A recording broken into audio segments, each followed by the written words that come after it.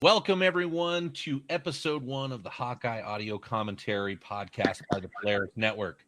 I'm your host with the third or fourth most today, Caleb. Joining me as co-host, the man with the voice of myth and legend, James. James, how you doing today, bud? I am doing pretty good. How's everybody doing? Doing well. And joining us as special panelists, special guests, we've got a couple of our marvelous Marvel analysts, Jessica and Stephanie. How we doing today? Doing good. Joining us. Thanks for joining us. Episode 1 of the podcast, episode 1 of Hawkeye. Before we get into that, go ahead. If you like what you hear, give us a share, subscribe. Don't forget to follow the Polaris Network for weekly episodes. As the new episodes of Hawkeye come out, we'll do one of these audio commentaries with us. And now for the recap. Everybody saw episode 1, right? Yep. Good deal. So we start out with young Kate Bishop, 2012. We get to see her relationship with her parents, close relationship with her father and mother. All of a sudden, that's interrupted with the Battle of New York, where she is, of course, saved by Hawkeye, but unfortunately loses her father. Jumps to her needing to maybe fill those hero shoes, maybe losing her father and being saved by Hawkeye. Maybe that was influence to, I don't know. What do you think? What does everybody else think? Definitely got inspiration. Definitely her start to maybe become that hero she feels she needs to be. Yeah. 100%.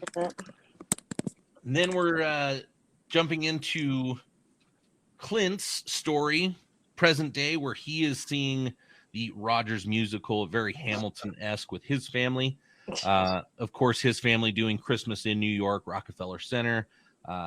Clint promises his kids he will be home for Christmas. Tough to say, Clint's an Avenger. Clint's, Hawkeye's, he's famous, but he's not famous. Doesn't want to embrace that celebrity lifestyle. What does everybody think about that? I mean, I thought the whole scene was funny, like with the musical. It's just to be able to, to be an Avenger and go to an event like that and just see like the corniness of it all. Like it was funny. It was so bad.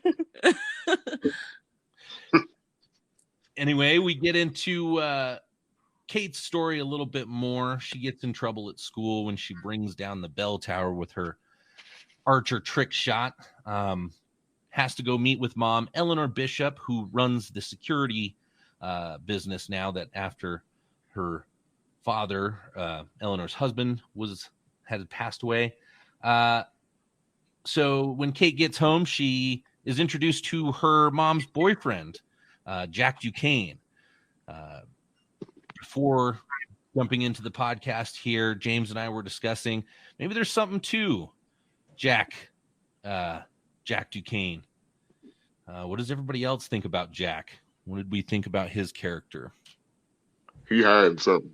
Yeah, I feel like there's something sinister about him for sure. Absolutely. Like I feel like Kate was picking up on the vibes, like almost immediately, right? Yeah, like as soon as she saw him, just like, ooh, this doesn't feel right. Even though she was kind of in trouble with the bell tower, she knew this guy was a little bit worse than that. Right. Okay. Well, before the family gets into doing anything crazy, they end up going to a fancy party. Was it a Christmas party or was it just kind of one of those parties that rich people like to attend? I'm not sure. But Kate gets to don that awesome tuxedo, pulling off that great look, all black, classic. We get to meet Armand III, Armand Duquesne, who is currently the head of the company and the heir to the throne, so to speak. What was with Armand VII, though? There's something weird with that kid. Anybody else think so? Oh yeah, for sure. His whole vibe was just like I know he was only in the episode for a second, but that kid was giving me some weird like Chucky doll vibes. Yeah, something weird. Something's gonna come with that. Oh, that's messed up. Yeah, I feel like he'll come more into as the episodes go on. I feel like he'll be more of a not a staple, but you'll see him more. Sure, absolutely. True. Well, that He fancy might be party, a piece of shoes. yeah, definitely. Well, that fancy party leads to something a little bit more secret. Looks like there's a black market auction that ends up going down and is so artfully infiltrated by Kate Bishop herself, using those spy skills that she picked up in college, I guess, and working her way in there as the waiter. And I thought she talked her way out of the waiter finding out that she wasn't real was hilarious. A wonderful. Oh, that was awesome, yeah. Just so happened to be a real Gary. Yeah. I quit, Gary. You can't quit. Learning at the black market auction, that there's a lot of the Avengers tech for sale. The sword of Ronin goes up for auction. We kind of see a little tension between Armand and Jack. Maybe a little hint of what's going to go down. Was it Jack that killed Armand a little bit later in the episode? Trying to get a new sword. Yeah, gotta bid that up.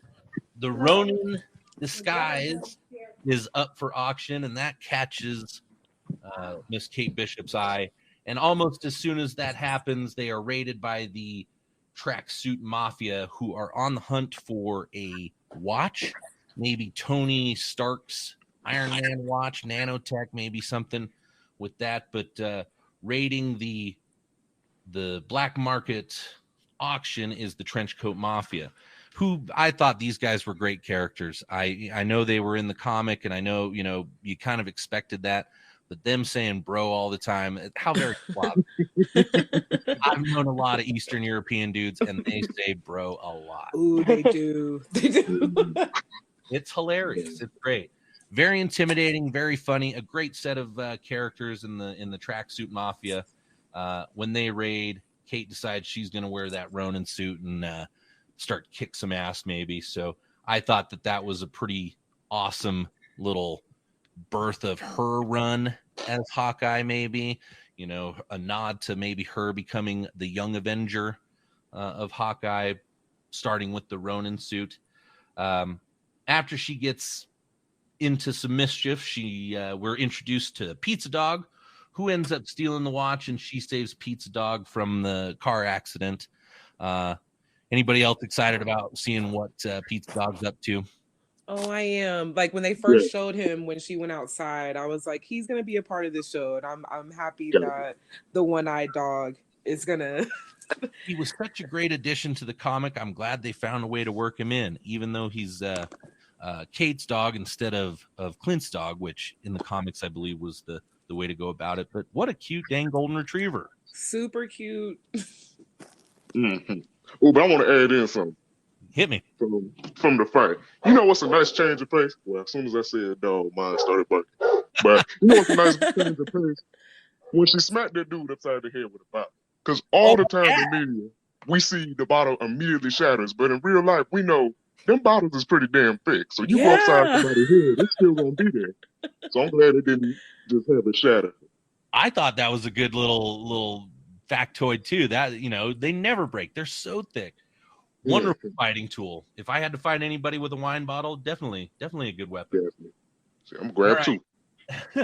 Absolutely. Once she tracks down or gets Pizza Dog set up in her apartment with some pizza, she decides she's going to track down Armand III. Maybe he had some idea of what was going on in that black market auction there. But once she arrives at his office, she discovers he's been stabbed in the back. Usually means something sinister. Usually means betrayal. What do we think about that? Who's our suspect so far? Well, we know somebody just got a neat sword that they got to try out. That's true.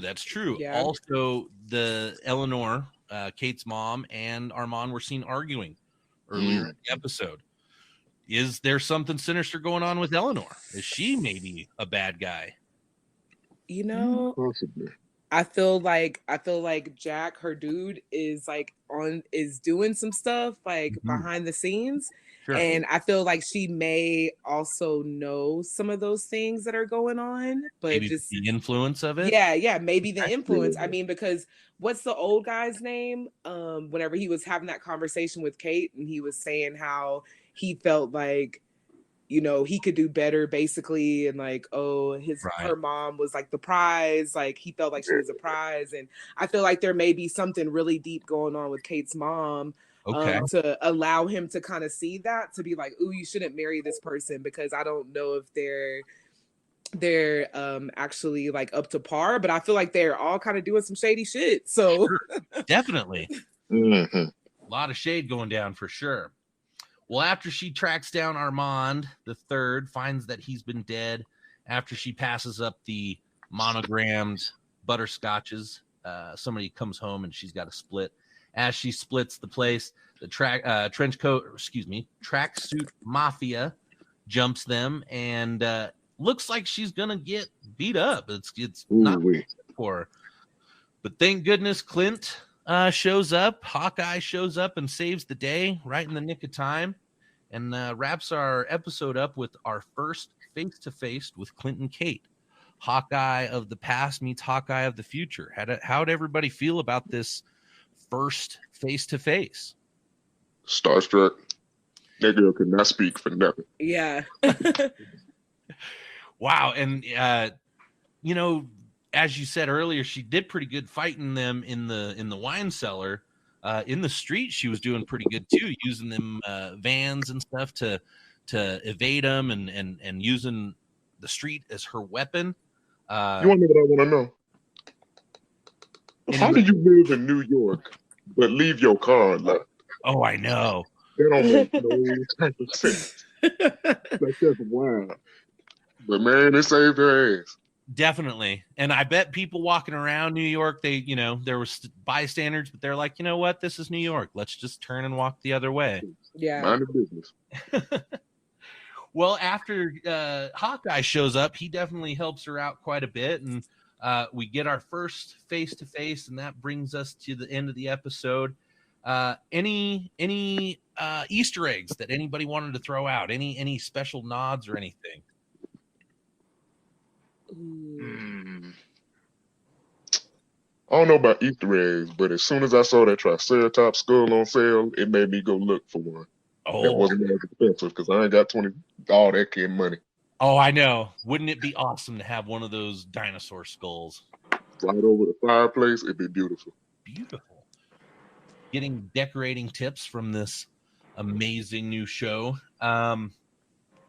Any feelings about the episode in general? I know we had kind of discussed before this how we felt. Maybe we can get into a little bit more detail. James, you and I were discussing the pacing of this. Maybe a little long at 49 minutes for the episode. Anybody else feel the same way? I feel they did that for a reason, though. Sure. Like, well, first off, cut down from the action, but also to, show that, these are like regular people. And I think that played into why she was so amazed by Hawkeye, because in reality, I mean, yeah, he's an amazing sharpshooter, but this is just a regular guy. He ain't got no superpowers. Sure. He just self-trained, worked hard, got beat up doing it, and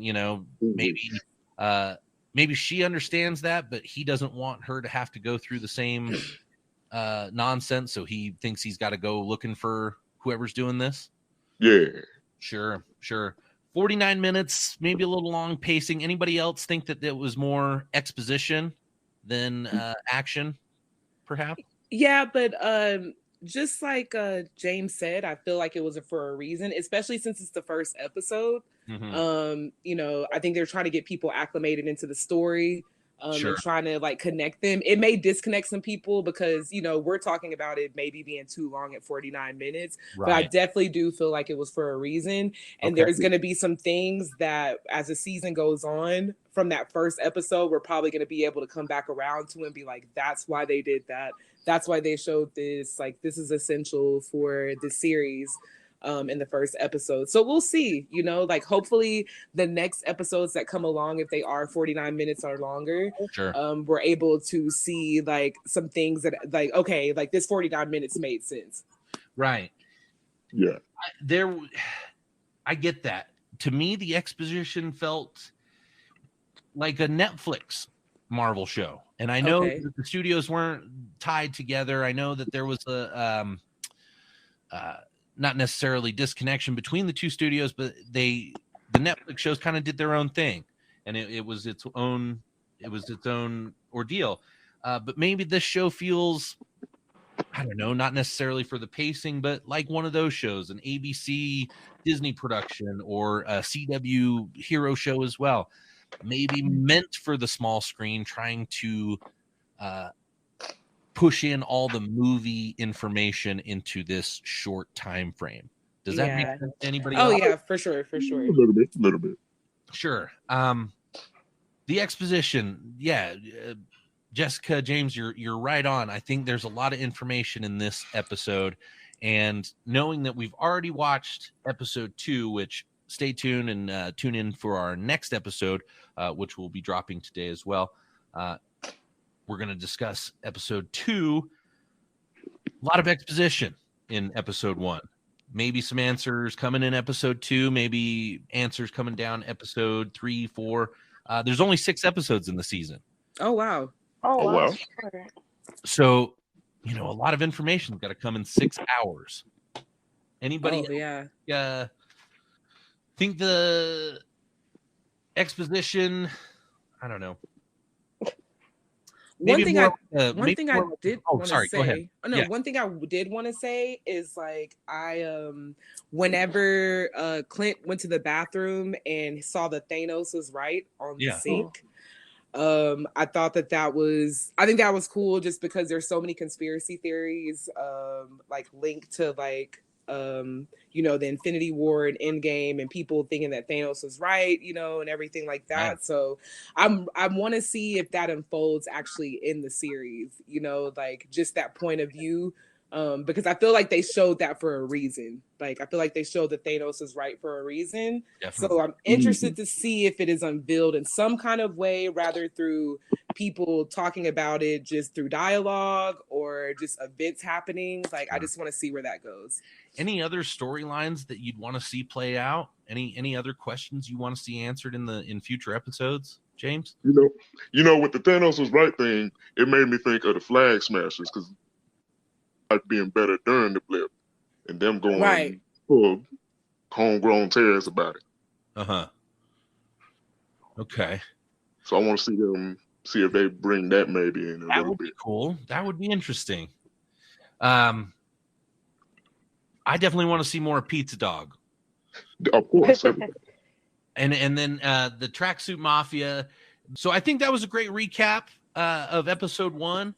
I think a few of our points of view, I think a few of our notices are what we've noticed and stuff, hopefully will play out in future episodes. Any other points y'all want to make before episode 2? Any other questions? Any other situations you hope will arise? Nope, not yet. All right. Well, thanks everyone again for joining us. Tune in every week on Wednesday. We're going to do episode breakdowns for each episode of Hawkeye. This is your Hawkeye audio commentary by the Polaris Network. I'm Caleb Blakeman.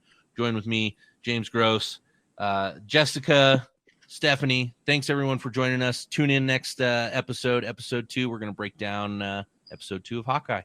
Episode 2 of Hawkeye. Episode 2 of Hawkeye. Episode 2 of Hawkeye. Episode 2 of Hawkeye. Episode 2 of Hawkeye. Episode 2 of Hawkeye. Episode 2 of Hawkeye. Episode 2 of Hawkeye. Episode 2 of Hawkeye. Episode 2 of Hawkeye.